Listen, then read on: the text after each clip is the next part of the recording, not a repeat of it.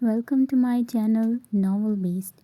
If you like its content, then please like, subscribe, and share its joy with others. Thank you. करा ली बेइज्जती, पड़ गई तुम्हारे कलेंजे को ठंड। गुलनाज बेगम सख्त तैश के आलम में थी, जबकि वो चुपचाप बैठी ज़मीन को घूर रही थी। क्यों किया तूने ऐसा बोल? गुलनाज बेगम कुलस कर बोली तो वो झटके से उठ खड़ी हुई। क्योंकि वो लड़की मेरे हक पर डाका डाल कर बैठी है, इसलिए किया। इसकी वही मुर्गे की एक टांग।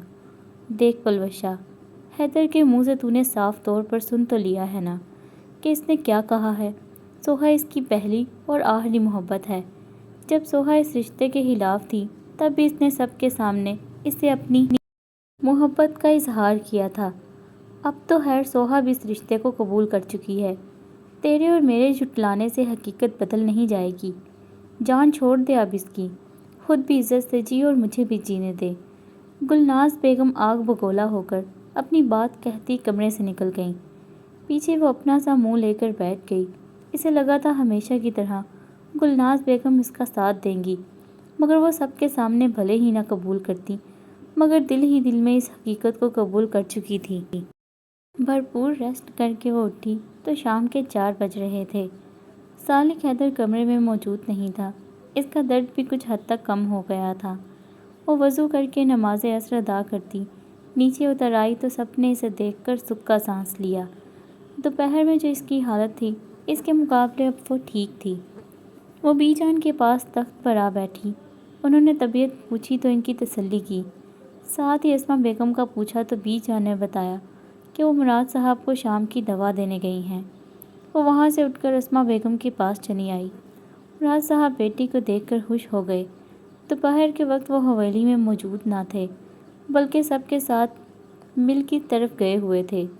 अस्मा बेगम ने इनकी परेशानी के ख्याल से इन्हें इस बाबत कुछ नहीं बताया था। वो मुराद साहब के पास काफ़ी देर तक बैठी गपशप करती रही। सालिक हैदर खेतों की तरफ गया हुआ था। इसकी वापसी रात के खाने तक हुई। वो लॉन में बैठी गोया इसी का इंतज़ार कर रही थी। इसे आता देखकर फ़ौरन झूले से उठ खड़ी हुई। वो इसे पहले से ठीक देखकर दिल की गहराइयों से मुतमईन हुआ। कहाँ थे? वो बेताबी से बोली तो वो मुस्कुराती नज़रों से इसे देखने लगा। इसकी नज़रों की मायनी हेज़ी महसूस करके वो झनप सी गई। दोपहर में जो खौफ और दहशत इस पर हावी थी, वो अब कम हुई थी, तो फिर से इस पर हया गालिब आने लगी। क्यों आप हमारे इंतज़ार में यहाँ बैठी थी? वो पुरशौक नज़रों से इसे देखता बोला तो वो पज़ल हो गई, जबकि वो इसके करीब आ गया और इसका हाथ अपने हाथ में लेकर देखने लगा। अब दर्द कुछ कम है? वो तशवीश से पूछता इतना अच्छा लग रहा था कि वो बस इसे देखे गई। जवाब ना मिलने पर सर उठाया तो इसको यकटक अपनी सिमत देखते पाया। वो एक आबरू चुकाता इसे देखने लगा। क्या देख रही हैं जनाब? इसके पूछने पर वह बुरी तरह गड़बड़ा गई। कुछ तो नहीं। वो पजल सी होती सर झुका गई और वो एक झटके से अपने हसार में जकड़ता इसे अपने करीब कर गया। कुछ तो है। शरारत अमेज़ अंदाज में इसकी आंखों में देखा तो वो पलके झुका गई। हैदर साईं कोई आ जाएगा, छोड़िए। इसने खुद को छुड़ाना चाहा, मगर वो इसे खुद से और भी करीब कर गया। वो लब दांतों में दमाए सामने देखने लगी। नाना साईं आप? इसने ज़रा ऊंची आवाज़ में कहा तो सालिक हैदर ने झटके से इसे छोड़ा तो वो खिलखिलाकर हंस पड़ी और इसकी शरारत समझकर वो सरात से इसकी जानिब बढ़ा, मगर वो इसे अंगूठा दिखाती अंदर की जानिब भाग गई। वो भी ज़ेरे लब मुस्कुराते हुए बालों में हाथ फेरता अंदर बढ़ गया। खाने के बाद हमेशा की तरह शेर और शायरी का दौर शुरू होने को था। सोहा ने बस सूप पिया था। इसे कुछ खास भूख नहीं महसूस हो रही थी।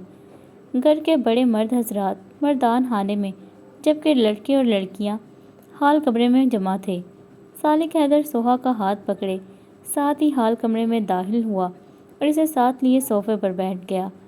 इसके लंबे कदो कामत के सामने वो कोई गुड़िया महसूस होती। सबकी मौजूदगी में वो नर्वस सा फील कर रही थी, लेकिन इस शख्स को किसी की कहाँ परवाह थी। बाकी सब भी फुल मूड में अपनी अपनी जगह विराजमान हो चुके थे। इनकी चाय भी आ चुकी थी। आज लाइबा से शुरू करते हैं। चलो लाइबा, शुरू हो जाओ। मैं भी तो देखूं तुम कौन सा तीर मारती हो। مجھے تو بہت تانے دیتی ہو نا بدذوقی کے، فواد سر ہلاتے ہوئے بولا تو سب اپنی مسکراہٹ ضبط کر گئے۔ لائبہ سے گھورتے ہوئے اپنا کلام سنانے کو گلا کھنگار کر شروع ہوئی۔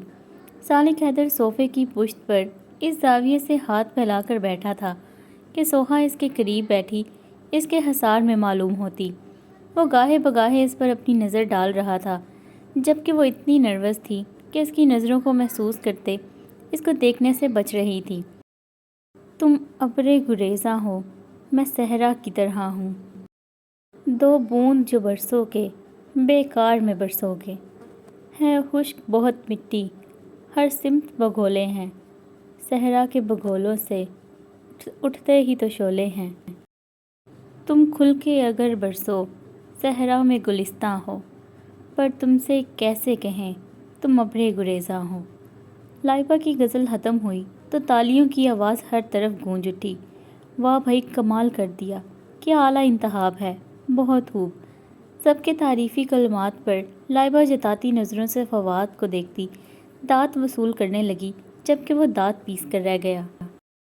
شاذل تم سناؤ، سب نے شاذل سے کہا تو وہ سر ہلاتا گویا ہوا۔ تیرے ہجر کا ملال تھا مگر اب نہیں، مجھے صرف تیرا خیال تھا مگر اب نہیں، میری بے مثال محبتوں کے نصاب میں تو زمانے بھر میں مثال تھا مگر اب نہیں، جسے تو نے داد عطا کیا وہی شخص تیری قربتوں میں نہال تھا مگر اب نہیں، میں تیری تلاش میں ریزہ ریزہ بکھر گیا، وہ جنون شوق وصال تھا مگر اب نہیں، تیرے در پر آخری بار آ کر پلٹ گیا، میری زندگی کا سوال تھا مگر اب نہیں۔ واہ کیا کہنے، عمدہ، لاجواب۔ سب نے دل کھول کر داد دی۔ شاذل کا چہرہ داد وصول کرتے ہوئے چمک گیا۔ اب ہماری بیگم کی باری ہے، چلو زونیا۔ باز نے زونیا کو اشارہ کیا، وہ جو اپنی باری کے انتظار میں بیٹھی تھی پرجوش ہو گئی۔ ورق ورق یہ تیری عبارت، تیرا فسانہ تیری حکایت، کتاب ہستی جہاں سے کھولی تیری محبت کا بھاپ نکلا۔ ہائے میں مر جاواں، بہت شکریہ بیگم، معاذ نے سینے پر ہاتھ رکھ کر ڈرامائی انداز میں کہا تو سب ہنس پڑے۔ حیدر لالا آپ سنائیے، سب نے سالک حیدر کو بولا تو وہ مدھم سی مسکراہٹ سے سوہا کو دیکھ کر اپنا کلام شروع کر گیا۔ سوہا کی نگاہیں اس کے روبرو چہرے پر ٹکی ہوئی تھیں۔ عشق لیلائے تمنا کا فسوں، عشق بیداری وحشت کا صحرا، عشق شہروں کا دھواں، عشق صحرا کا غبار، عشق آغوش لحد، عشق جذبوں کا قرار، عشق شعلوں کی لپک، عشق پتھر کا گداز، عشق ایک نغمۂ جاں، عشق ایک موت کا ساز، عشق پازیب جفا، عشق زنجیر سم، عشق شیری کے سلگتے ہوئے خواب، عشق فرحات کا ہو، کیس کا رقص جنوں، عشق جینے کی ادا، عشق ہر دل کی صدا، عشق کے لوچے میں ہے شعبی گدا۔ بہت اعلیٰ، بے حد خوبصورت کلام، تعریف کے لیے الفاظ کم پڑ گئے ہیں۔ سب نے دل کھول کر تعریف کی۔ سوہا بھی تعریفی نظروں سے اسے دیکھنے لگی، ساتھ ہی سب کے ساتھ تالیاں بجائیں تو وہ شکریہ ادا کرتا اسے دیکھنے لگا۔ ہونٹوں پر پیاری سی مسکراہٹ سجائے بیٹھی وہ اس کے جذبات جگائے دے رہی تھی۔ رات گئے تک محفل کا اختتام ہوا تو وہ دونوں بھی اپنے کمرے کی جانب بڑھ گئے۔ سالک حیدر نے کمرے میں آتے ہی سب سے پہلے اسے پین کلر دی تاکہ اس کی رات سکون سے گزرے۔ ساتھ ہی وہ لائٹ آف کرتا بیڈ پر لیٹا اور تکیے پر اپنا بازو پھیلایا تو وہ شرماتی جھجکتی اس کے بازو پر سر رکھ کر لیٹ گئی۔ وہ اس پر جھک گیا۔ حیدر سائیں اس کو گستاخی کے موڈ میں دیکھ کر وہ سرخ ہوتی سے ٹوکنے کو تھی کہ وہ اس کے لبوں پر انگلی رکھ کر اسے خاموش کر گیا۔ بس تمہیں دیکھ رہا ہوں، تمہارے ہر ایک نقش کو خود میں جذب کر لینا چاہتا ہوں۔ وہ جھک کر اس کی چھوٹی سی ناک کو چھوتے ہوئے بولا، ساتھ ہی اسے خود میں سمیٹ کر اس کی گردن پر جھک گیا۔ اس کی شدتوں پر سوہا کا سانس حلق میں اٹکنے لگا، چہرہ حجاب آلود ہو گیا۔ سالک حیدر اس کا چہرہ ہاتھوں میں تھام کر اس پر جھک گیا اپنے چہرے کے ہر نقوش پر اس کا لمس محسوس کرتی سوہا کی دھڑکنیں کبھی اس کی گستاخیوں پر مدھم تو کبھی تیز تر ہوتی جا رہی تھیں۔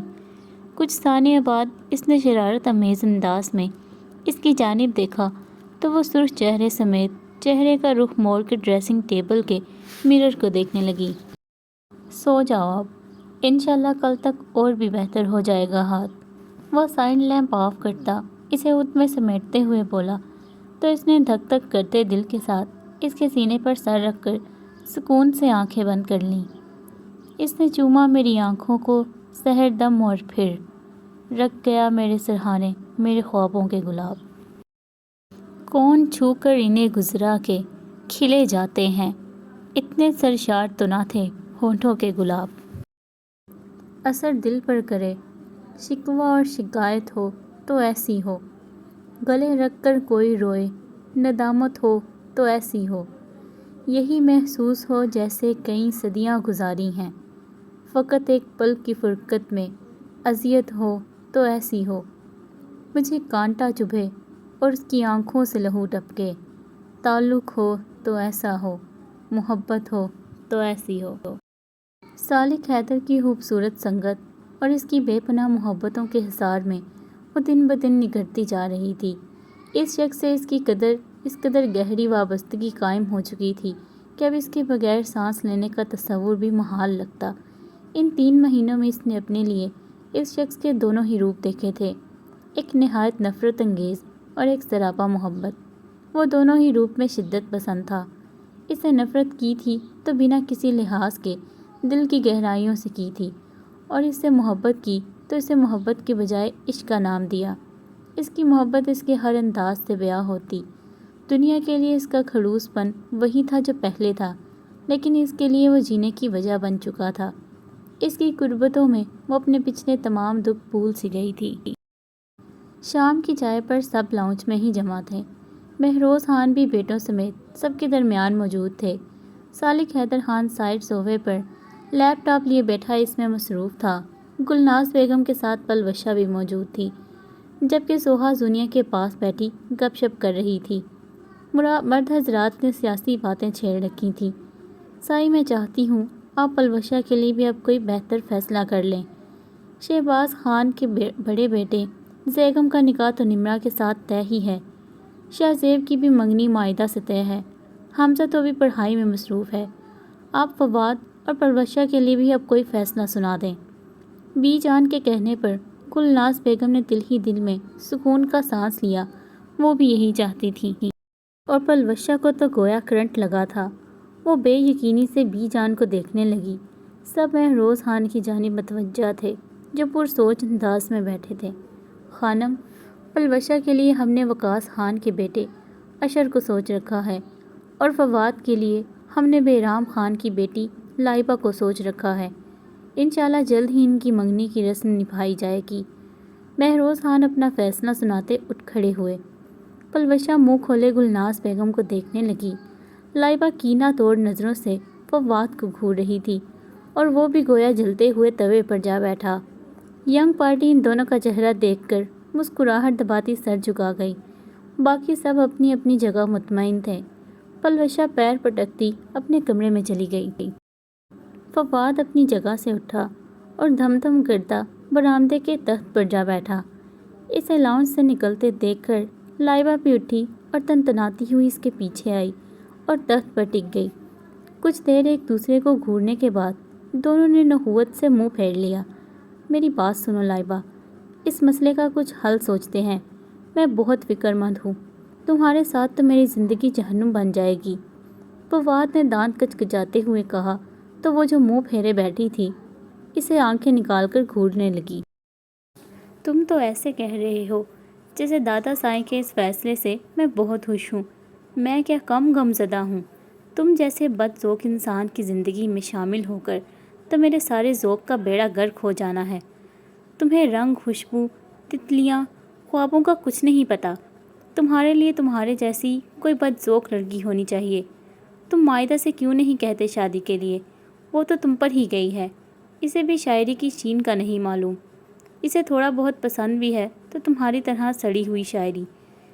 وہ روحان سی ہوتی ہوئی بولی، اور وہ جو حیرت سے اپنی اس قدر عزت افزائی ملاحظہ فرما رہا تھا چیخ اٹھا، او میڈم، زیادہ بی جمالو بننے کی ضرورت نہیں ہے، سمجھی؟ دادا سائیں کے منہ سے نکلی بات پتھر کی لکیر ہوتی ہے۔ تمہیں ساری زندگی جھیل تو سکتا ہوں، لیکن ان کے فیصلے کے خلاف نہیں جا سکتا۔ میں ایک اچھا شوہر ثابت ہوں گا، یہ تو تمہارے دل میں بھی کہیں نہ کہیں ہے، تمہاری باتوں سے اندازہ ہو رہا ہے۔ تمہیں میری خوبصورت شاعریوں سے مسئلہ ہے تو فکر مت کرو، میں 2-3 شاعری کی کتابیں خرید کر اور بھی باذوق بننے کی کوشش کروں گا، پھر یوں مان جاؤ گی مجھے۔ جیسے کورس کے امتحانات کی تیاری کرتے ہیں نا، ویسے ہی میں شادی سے پہلے شاعر بننے کی بھرپور تیاری کروں گا۔ اب خوش؟ اس نے چیلنج کرنے والے انداز میں چٹکیاں بجاتے کہا تو وہ بری طرح تلملا کر تخت سے اٹھ گئی۔ تو تم چاہتے ہی یہی تھے، تمہارے تو دل کی مراد بھر آئی، کوئی کسر نہیں چھوڑے گے تم مجھے بدذوق بنانے میں۔ وہ پیر پٹکتی اندر چلی گئی۔ محترمہ کی خوش فہمی کی تو کوئی انتہا ہی نہیں ہے، حد ہوتی ہے، اسے اپنی زندگی کی نہیں بلکہ شاعری کی پڑی ہوئی ہے۔ بہت اکڑو بن رہی ہے نا، کسی جنم میں شادی ہو گئی ہماری تو خود بخود سیدھا کر دوں گا۔ فواد نے منہ پر ہاتھ پھیرتے ہوئے خود سے عہد کیا۔